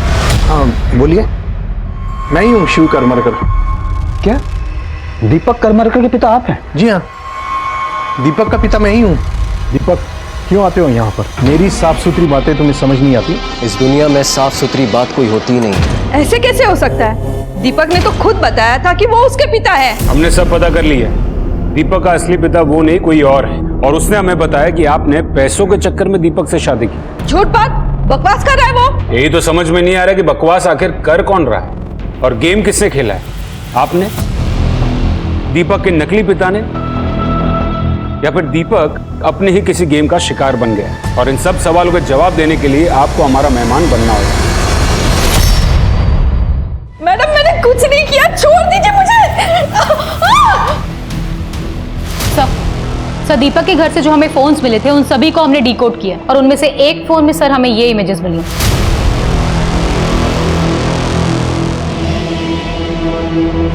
अवनी, इन सारे इमेजेस के सोर्सेज निकालने होंगे।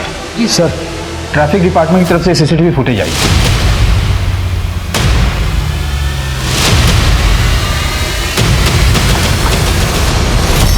अरे लेकिन अंदर आने की क्या जरूरत है? बात करो ना बाहर से। उतरो, गाड़ी से उतरो। देखो, क्या चाहिए तुम्हें? गाड़ी चला। देखो, अगर तुम्हें पैसे चाहिए मैं जितना बोलोगे उतना दूंगा। चाकू उठाओ। बोला ना, गाड़ी चला। सर ट्रैफिक डिपार्टमेंट ने अश्योर किया है कि वो इंटरनल इन्वेस्टिगेशन करके हमें इन्फॉर्म करेंगे कि दोनों आदमी उनके हैं या नहीं, पर अभी तक कुछ पता नहीं चला है। एक काम करो, अपने सारे खबरियों को अलर्ट कर दो। हो सकता है कि नकली ट्रैफिक पुलिस वाले भाड़े के कॉस्ट्यूम लिए। आसपास के एरिया के सारे कॉस्ट्यूम वालों से भी पूछताछ करो। जी सर। हेलो, क्या?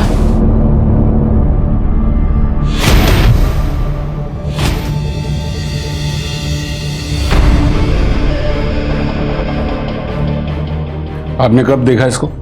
सर करीब 2 घंटे पहले जब मैं यहाँ आई तब वो ऐसे ही थी। इसे हॉस्पिटल ले जाना होगा शिंदे, एम्बुलेंस बुलाओ। जी सर। सब मेरी ही गलती है। आपकी गलती? मैं कुछ समझा नहीं। सर एक और लड़की 3 दिन पहले गायब हुई थी। एक लड़की 3 दिन से गायब थी और आपने पुलिस में कंप्लेंट भी नहीं की? सर मैं सच कह रही हूँ, मैं बहुत डर गई थी। मैं नहीं चाह रही थी कि मेरे इस पीजी की बदनामी हो। सर एम्बुलेंस आ रही है।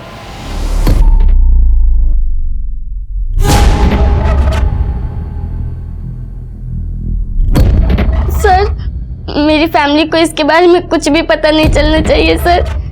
अगर उन्हें पता चल जाएगा तो वो मेरी पढ़ाई लिखाई सब बंद करवा देंगे।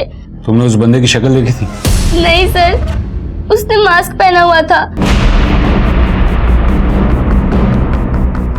आज की सबसे बड़ी खबर, एक बहुत बड़ी फाइनेंस कंपनी के मालिक दीपक करमरकर की कुछ दिन पहले हत्या कर दी गई थी, लेकिन असल जिंदगी में वो विक्टिम नहीं, एक क्रिमिनल थे। इसी के साथ आपको बता देते हैं कि एक और बड़ी खबर आई है नवी मुंबई से 2 लड़कियों के रेप होने की। आखिर मुंबई जैसे शहर में डबल रेप, कहाँ गया प्रशासन जिन्होंने ये दावा किया था कि लड़कियां मुंबई में सुरक्षित हैं? आइए जानते हैं कि अपोजिशन पार्टी का सर एक और लड़की की रिपोर्ट आई है जिसे मार्केट एरिया में टारगेट किया गया। मॉडस ऑपरेंडी यहाँ की क्राइम से मिलती जुलती है। पहले लड़की को प्यार में फंसाया, फिर होटल में ले जाकर ब्रूटली रेप किया। लड़की का कहना है कि लड़का क्लीन शेवन था और उसने कैप पहन रखा था। लेकिन सर इस बार ये कांड नवी मुंबई में नहीं, बैंगलोर में हुआ है। बैंगलोर में? हाँ सर, हो सकता है कोई कॉपी कैट हो। वहां की कोई सीसीटीवी फुटेज मिली? हाँ सर, मिली है, पर क्लियर नहीं है।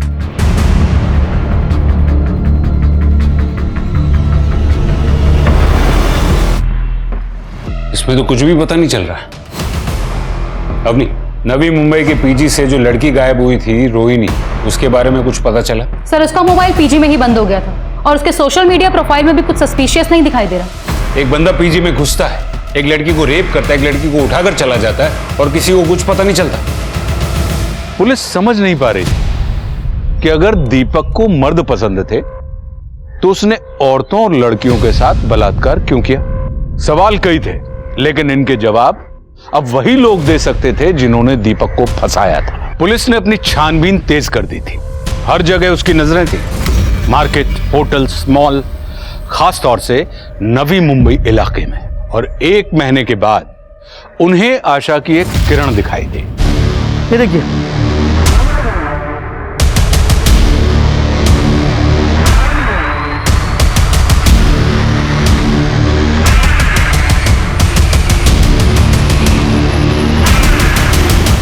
इट्स कंफर्म सर, उस सुनसान जगह पे जो लाश मिली है वो रेशमा करवे की है। उसके मोबाइल के जीपीएस की हिस्ट्री ट्रेस करो और देखो कि वो जहां जहां गई है वहां कौन कौन से नंबर्स एक्टिव हैं और देखो कि उनमें से कोई कॉमन नंबर्स मिलते हैं क्या। Okay sir. और एक बात है सर, दीपक की मौत के 1 दिन पहले ट्रैफिक पुलिस की फुल कॉस्ट्यूम रेंट पर ली गई थी। हम ट्रेस कर रहे हैं सर, और दीपक के नकली बाप को ढूंढने के लिए खबरियों को भी काम पर लगा दिया है।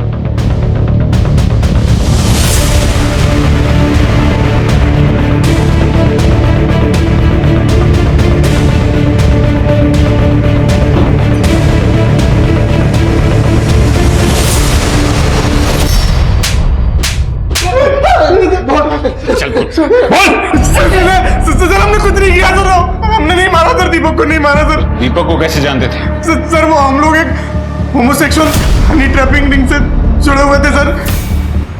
Homosexual Honey trapping ring? हाँ सर, जो आदमी ऑनलाइन गे पॉर्न सर्फ करते थे वो लोग सर हैकर के थ्रू उन्हें ट्रैक करते थे सर, उन्हें फंसाते थे सर और फिर ब्लैकमेल करते थे। दीपक को भी उन लोगों ने ऐसे ही फंसाया था सर। दीपक को? हाँ सर। हाँ सर, दरअसल सर वो दीपक है ना सर, उसे मर्द पसंद है, इसलिए उन्होंने जिमी को थ्रू उसको फंसाया सर, और सर फिर मुझे ऑर्डर दिया उसको ब्लैकमेल करने के लिए। तुम पैसा निकालते हो या मैं तुम्हारे बीवी बच्चों को बता दूं सब? देखो, मैं पैसे दे दूंगा, थोड़ा टाइम लगेगा। तुझे जितना टाइम चाहिए उतना ले, लेकिन तब तक मैं तेरे इस घर में रहूंगा, तेरा बाप बन के। सर फिर किसी ने दीपक का खून कर दिया सर, मैं बहुत डर गया सर, इसलिए मैं उस घर से भाग गया सर। तुम लोगों को ये ऑर्डर्स कौन देता था? वो ऑर्डर्स अलग अलग नंबर से आते थे सर, हमें तो ये भी नहीं पता सर कि वो एक आदमी या बहुत सारे। शिंदे, इनसे सबके नंबर्स लो। जी सर।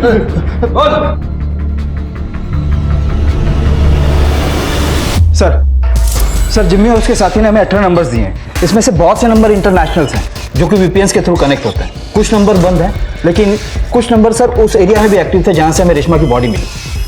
शिंदे, ये 2 नंबर्स देखो, ये दोनों नंबर्स दीपक और रेशमा दोनों के केस को कनेक्ट कर रहे हो ऐसा मुझे लग रहा है।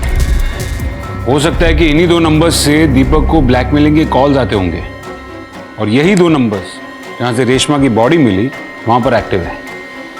सर एक बात समझ में नहीं आ रही है, ये ब्लैकमेलर्स आदमी को शिकार बनाकर उनसे लाखों रुपए ऐंठते थे, तो सर सिर्फ 15,000 रुपयों के लिए एक प्रेग्नेंट औरत को किडनैप करके क्यों मारेंगे? सर हो सकता है कि इस केस से और भी रेप और किडनैपिंग के मामले जुड़े हों और ये दीपक उसी ग्रुप का कोई हिस्सा हो।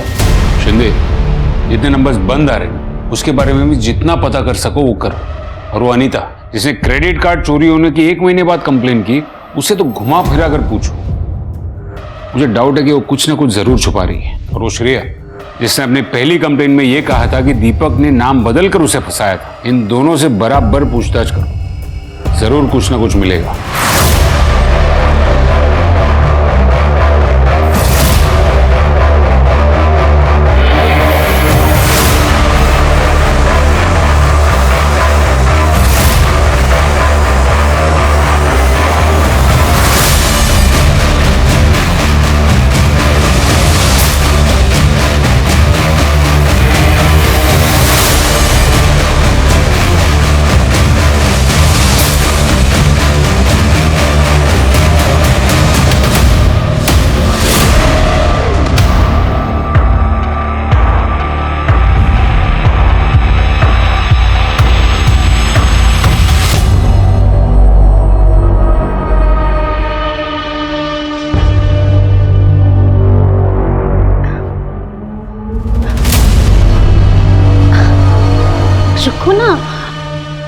बात करते हैं।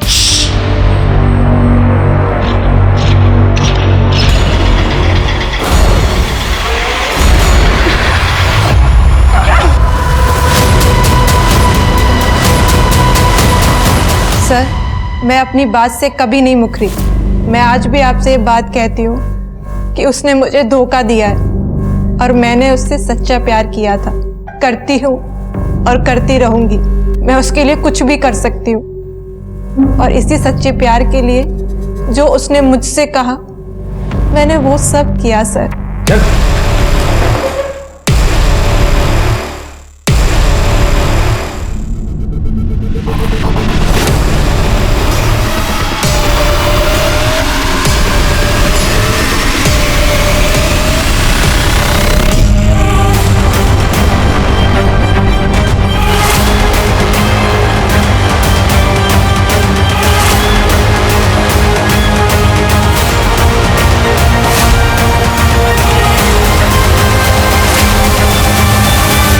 पेशू Ranganathan, mastermind with criminal mentality.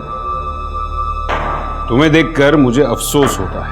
एक जीनियस स्टूडेंट रह चुका है, MBA किया और कॉलेज से हैकिंग शुरू कर दी और अपनी सबसे बड़ी गेम खेली तूने अपने हमशक्ल दीपक करमरकर को मार कर। क्यों किया ये सब? तो मैंने मजाक में हैकिंग के थ्रू ये गे लोगों को ट्रेस करना शुरू कर दिया जो कभी भी अपनी आइडेंटिटी रिवील नहीं करते। लेकिन बाद में समझ में आया कि इससे तो मैं काफी पैसा कमा सकता हूँ। दीपक को भी मैंने ऐसे ही अपना शिकार बनाया था और शिकार बनाकर मार दिया। आर्टिस्ट हूं मैं सर, आर्टिस्ट। किसी को भी अपने काबू में कर सकता हूँ। और ये जो लड़की लोग होती है ना सर, ये ना बहुत बेवकूफ टाइप की होती है। Don't mind madam, but that's the truth. इनसे आप थोड़ा सा बाबू सोना हनी बोल दो, मक्खी की तरह चिपक जाती है। पर क्या करें सर, बॉडी को जो चाहिए तो चाहिए।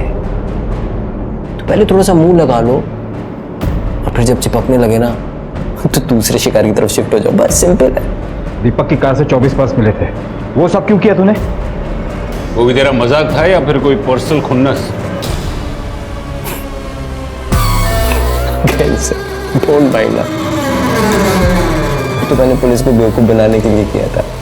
जो उसने मुझसे कहा मैंने वो सब किया सर। एक औरत ने पुलिस में मेरी शिकायत की है।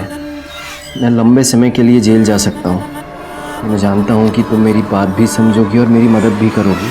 श्रेय एक आदमी है, दीपक करमरकर, हूबहू मेरी शक्ल का। श्रेय, मेरे पास एक बहुत अच्छा प्लान है। मैं उसका खून करूँगा, बस तुम्हें उसे आइडेंटिफाई करना।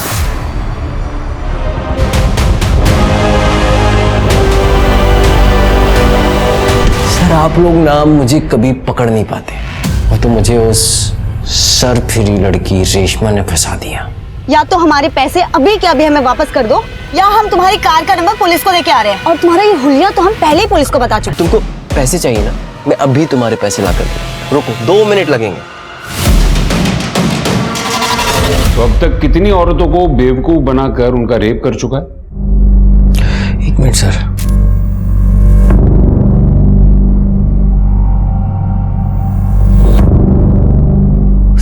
सर एग्जैक्टली नहीं बता पाऊंगा, ये कुछ 50-60 होंगी। मानना पड़ेगा, प्लान एकदम परफेक्ट था तेरा। तूने बड़ी आसानी से पुलिस के सामने यह साबित कर दिया कि सारे क्राइम्स दीपक करमरकर ने ही किए थे। लेकिन तू तो पुलिस रिकॉर्ड से काफी दूर था। रुक, बैंगलोर वाला कांड? सर, आप कभी बैंगलोर गए? सर, बहुत ही सुंदर जगह है। तो बस मार्केट में एक लड़की को देखा और उसके पीछे पीछे चला गया बस।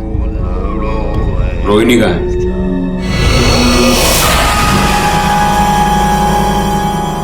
क्या हुआ? वो पीजी का double rape case, Sonia, Rohini को तूने ही उठाया था ना?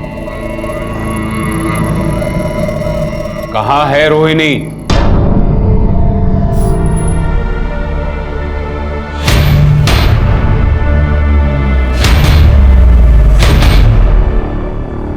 दीपक करमरकर केस में एक नया मोड़ आया है। असल जिंदगी में दीपक क्रिमिनल नहीं बल्कि विक्टिम थे और उन पर सारे लगाए गए इल्जाम बेबुनियाद थे।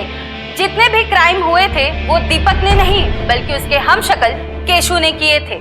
शिवानी जी, हमें माफ कर दीजिए।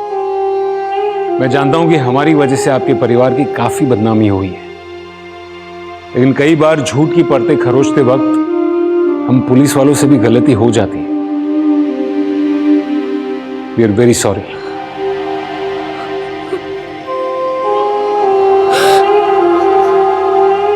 किसी ने नहीं सोचा था कि दीपक के केस का अंत ऐसे होगा।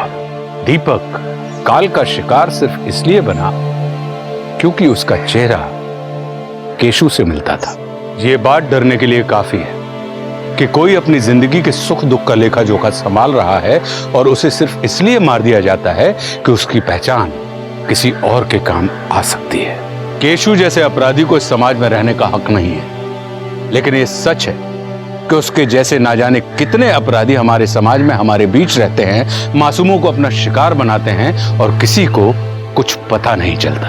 हमारी और हमारे अपनों की खुशनुमा सुरक्षित जिंदगी की जिम्मेदारी हमारी है, लेकिन इसके लिए हर वक्त हमें सचेत और सतर्क रहना चाहिए। अब मैं आशुतोष राणा विदा लेता हूं आपसे। हम फिर मिलेंगे एक ऐसी ही कहानी के साथ जो आपको रखेगी सतर्क और जिंदगी को सुरक्षित। तब तक अपना और अपने परिवार का ख्याल रखिए और देखते रहिए क्राइम पेट्रोल सतर्क। जय हिंद। इस तरह के और भी एपिसोड देखने के लिए हमारे चैनल को सब्सक्राइब करें और बेल आइकन दबाना ना भूलें।